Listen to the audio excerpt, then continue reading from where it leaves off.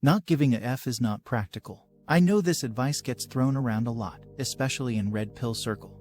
And it's not altogether bad advice, but it's definitely incomplete. Giving a F is important. I go to the gym and eat well because I give a F about my health. I call my girlfriend and plan romantic surprises because I give a F about her and our relationship. I go to work and save my money because I give a F about my finances and about future Howie being in a better financial position than present Howie. There's a lot I give a F about, and I challenge all the don't give a F evangelists out there to prove that any of these habits make me a lesser man or less attractive to the women in my life.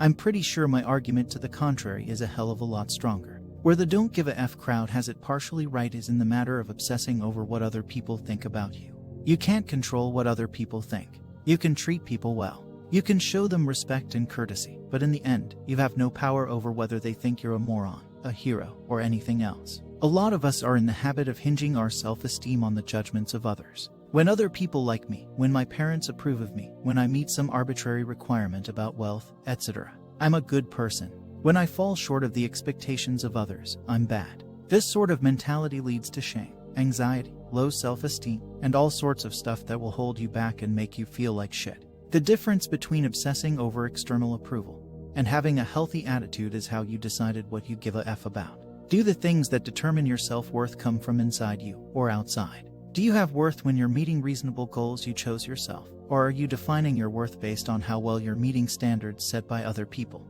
The less control you have over the things you use to determine your self-worth, the worse your self-esteem will be. If those things are the opinions of others, or partially random events, like financial success, you'll never have control over your self-worth. You'll always feel understandably insecure, and you'll exhibit behaviors associated with low social status, and that a lot of people find unattractive. To put it in psychological terms, you will have an external locus of control. The solution is to adopt a mentality along the lines of I have worth when I am meeting my goals and living according to my values. You want to be the sort of person who gives a F about himself and how he treats other people, but he does so on his own terms, not because he thinks he only has worth when he's satisfying the judgments of others. In other words, I want to be friendly with the people at the party. I want to treat them well, and it would be cool if they liked me, but if they don't, I'm totally fine with that. It doesn't affect my self-worth. We're just not the right people for each other, and we'll all move on. That's the mentality you want. Since you, like most people, have probably spent most of your life being manipulated by others and systematically taught not to think in this way, shifting your mindset to an internally focused one takes some doing. Personally, I made the shift through 2 techniques. First, cognitive behavioral therapy involves consciously talking back to the self-limiting thoughts in your mind that are holding you back. When the voice in your head tells you I'm a worthless piece of shit, you consciously talk back to that voice. Shut the F up, you're wrong. I'm awesome. Both perspectives are totally arbitrary. The one you'll habitually think about is whichever one you practice more often. So practice the I'm awesome thoughts. Essentially, you are looking to alter your behavior and emotional state by addressing the thoughts that generate them, and not letting the negative thoughts have the final or dominant word. The second tool I used was cognitive dissonance. We humans don't like to believe 2 contradictory thoughts at the same time, and when we do, we feel uncomfortable. If I believe I care about my health, but I smoke cigarettes, one of those things has to change. Either I have to stop smoking cigarettes, or I have to convince myself that cigarettes aren't unhealthy, or that I don't actually value my health. Usually, our beliefs will shift in order to match our behaviors, not the other way around. Knowing this, by forcing yourself to behave in a self-compassionate way, in a way that demonstrates you believe you are a valuable person worth treating well, you will systematically shift your perception of yourself into one that's more self-actualizing. Just as with CBT, we were changing our thoughts to change our emotions and behaviors. With cognitive dissonance therapy, we're shifting our behavior to change our thoughts. One or the other might work better for you. I recommend doing both. The more you can think and act like a guy who values himself, the less you'll obsess over how much other people approve of you. You get your approval from yourself and you live according to your own values. As long as your good treatment of other people is coming from your own internal desires, and not out of a desperate need for external approval, you'll be getting all of the benefits of the so-called don't give a F attitude, as well as the benefits of being a socially adept, friendly person. In my opinion, this is a lot better than being your cliché alpha who treats everyone like shit, including himself, because he doesn't give a F, in my opinion. That's just the other side of a toxic coin. So there are some basic steps to NGAF. They are the same steps that you can take to happiness. So yes, NGAF and happiness can be the same thing. Anyways, here are the steps. 1. Learn to accept yourself for what you are. You are the one and only person that you have to spend your entire life with, so you better start liking yourself, or you are going to be in for one hell of a life.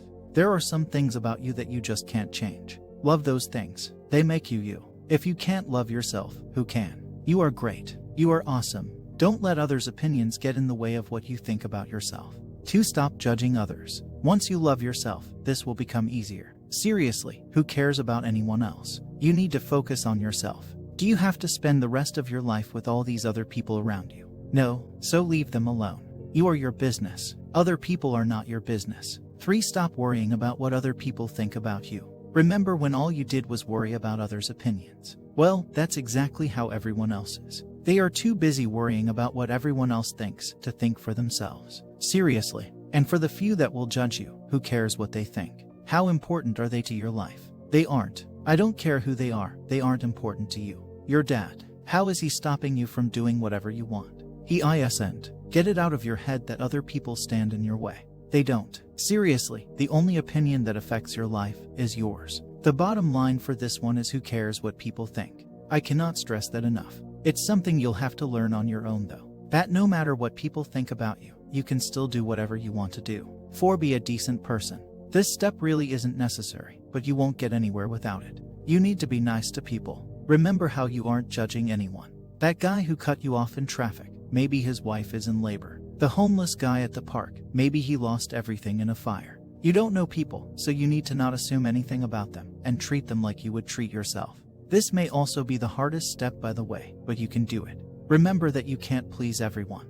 Yes, that's pretty commonly known. You will never please everyone. You cannot make everyone happy. But do you know what you can do? You can make yourself happy. That's right, you can please yourself. Stop trying to do things so others will smile or be happy for you. Stop trying to make other people's lives better. You'll never succeed. Instead, focus on making your life better and making yourself happy. Tip: happiness is a choice. Now that you know that, every time you are sad, you are doing it on purpose. You choose to be happy from now on. And don't give yourself some BS excuse about clinical depression. I battled through depression, and I now go everywhere with a big smile on my face. I smile because I enjoy being happy. Now go.